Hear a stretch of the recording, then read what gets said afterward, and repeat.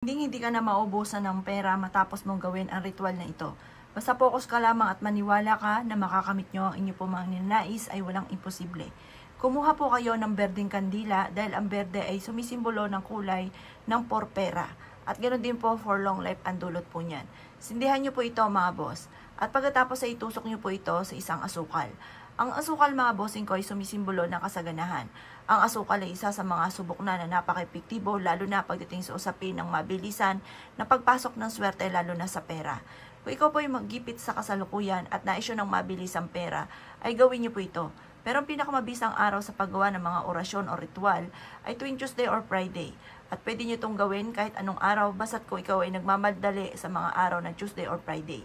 Kaya mas mainam ay gawin nyo ito kung kailan ikaw ay makakapag-focus sa paggawa.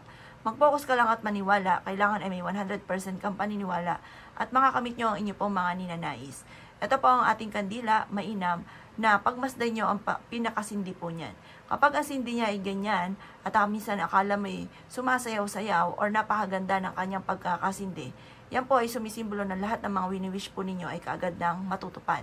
Ito po ay magdudulot sa inyo ng swerte tagumpay.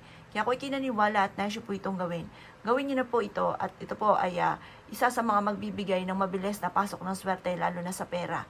Paglaki ng benta sa araw-araw or pagkapanalo ng jackpot sa inyong tinatayaan. Basta focus ka lamang kapabang ito'y ginagawa po ninyo.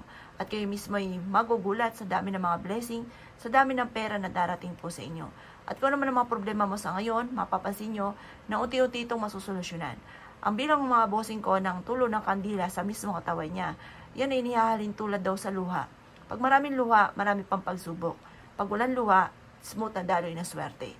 Ito po isa sa mga subok na napaka-epektibo. Sa bahay natin ay wag kang magpapawala ng pagsindi ng kandila dahil ito ay liwanag ng buhay tungo sa ating tagumpay. Kaya kung ikigagawa ng ganito, ay siya. Good luck po sa inyo po lahat.